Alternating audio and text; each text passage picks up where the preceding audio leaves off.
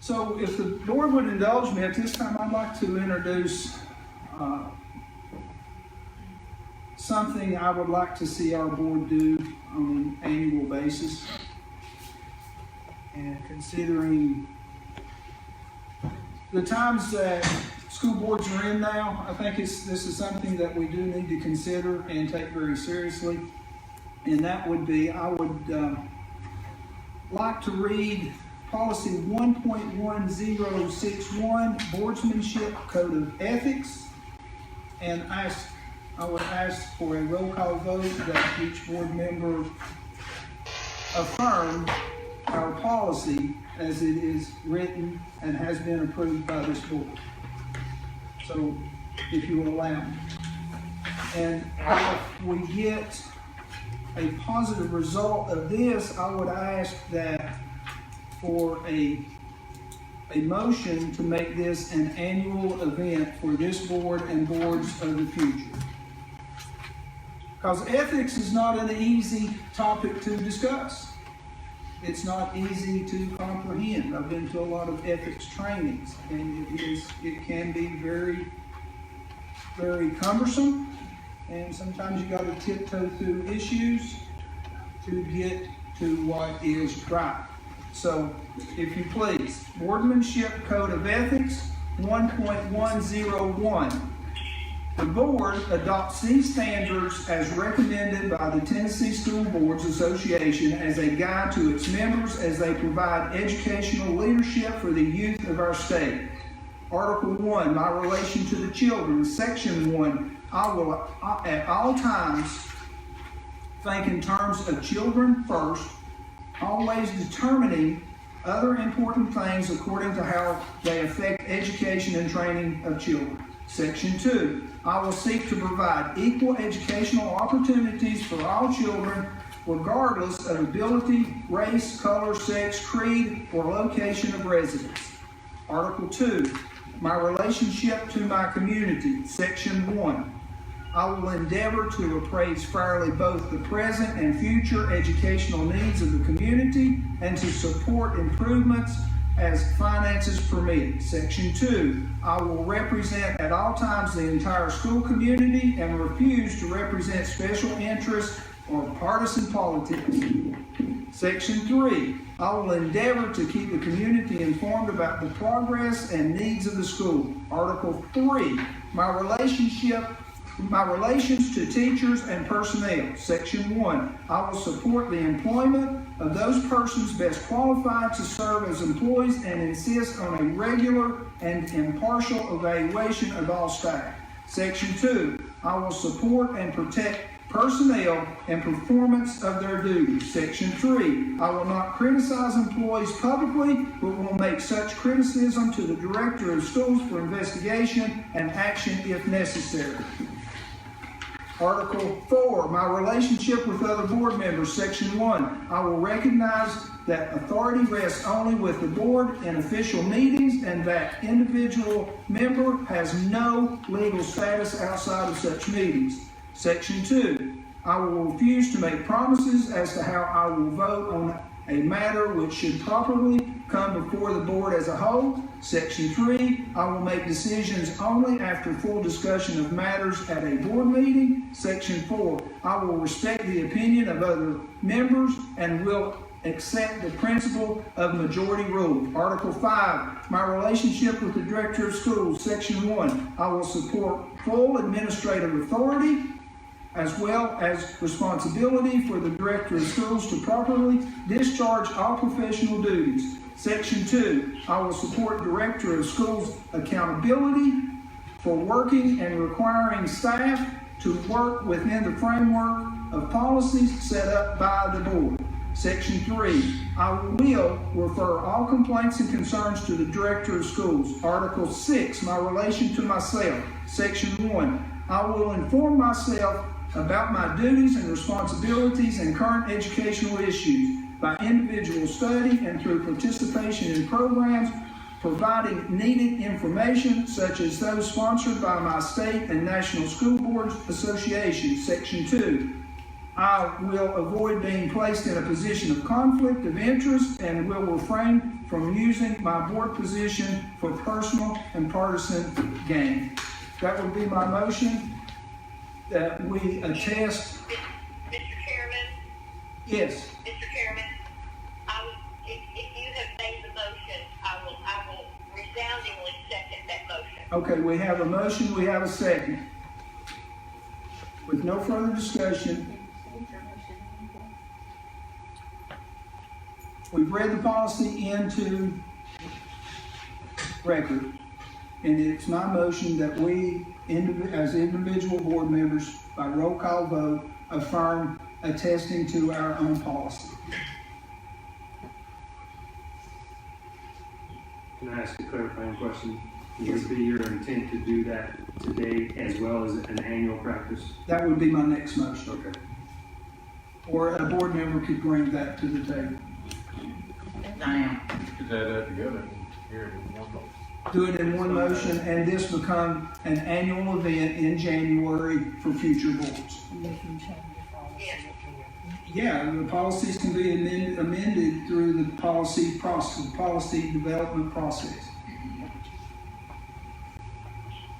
So we have a motion, we have a second, with no further discussion. If Ms. Jennifer would call the roll, and it's a simple yes or no. Point of order. I'd like to hear the whole motion.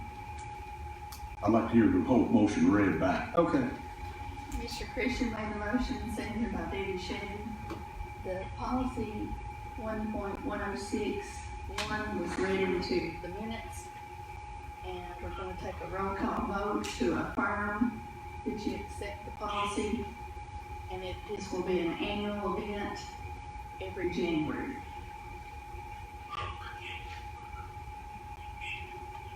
call the roll. Boyd, Yes. Charles, Yes. Christian, Yes. Craddock, Yes. Hicks, Yes. Shedden, Yes. Trent. Yes. Thank you for allowing me to do that, board. Thank you. 1.102, new state law, and just so it has changed the legislative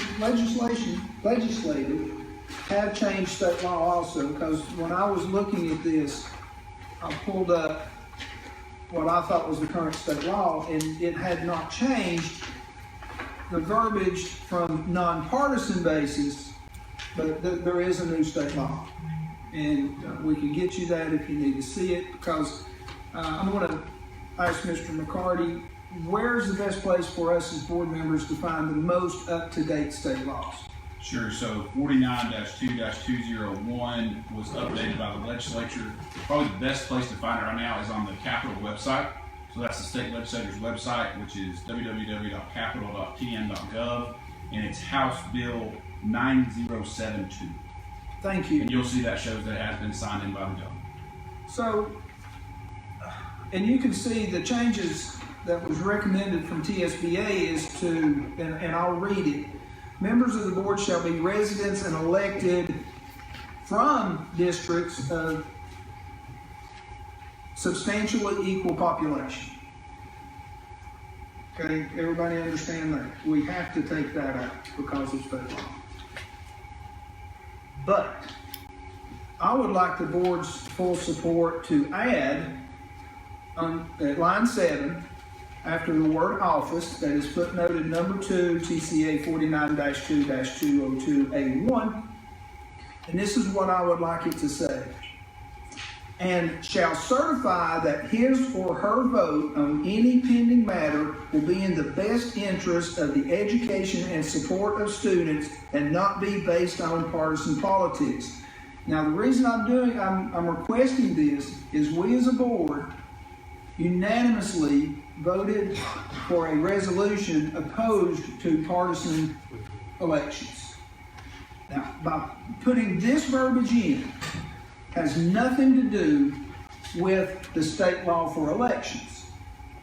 But it's saying we as a board are going to keep politics out of education. And we're going to do what's best for the students. And if I may, since we've already discussed this through resolution, I would ask for the board to approve this verbiage, first, second, and final reading tonight, and that's a form of the motion. And I second that. Did you just second? Yes. Yes. Okay. All right, thank you. So we got a motion, we have a second. Is there any further discussion? Now, what will that read?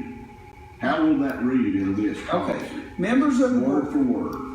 I'm gonna take out, I'm gonna strike. Don't strike nothing. You just read what the new one's gonna say. That's what I'm gonna say, but I gotta Don't take strike this out, nothing. because I'm looking at the old It's gonna one. All right, members of the board shall be residents of and elected from districts of substantially equal population and shall be citizens of recognized integrity, intelligence, and ability to administer the duties of office, and shall certify that his or her vote on any pending matter will be in the best interest of the education and support of students and not be based on partisan politics.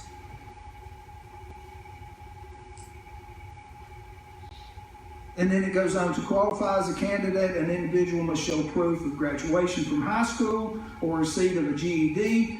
No member of the local legislative body nor any other local governmental official shall be eligible for election as a member of the Board of Education, and that's footnoted State Law 3 49-2-202 little a 1-2. I'm totally on board with the spirit of what you're saying, for sure. I guess the only question I would have is for Mr. Phillips, if it would, conflict at all with any of that state law or. Well, of course, the law now hasn't recently changed, requires partisanship. If the local party wants to run candidates, you can't stop But it. that's on elections. Yeah, that's on elections. So the question is, by putting that language in there, is that in, somehow conflict with that law? That's the only question. Well, let's find out. Well, that's one way to find So we out. got a motion, we got a second. Even if it's in the form of a protest, essentially, I'm for it. We got a motion, we got a second, any further debate? So we have a motion, we have a second, no further discussion? Read the motion again, Now just read the motion. well, that's all it is. And shall certify that his or her vote on any pending matter will be in the best interest of the education and support of students and not be based on partisan politics.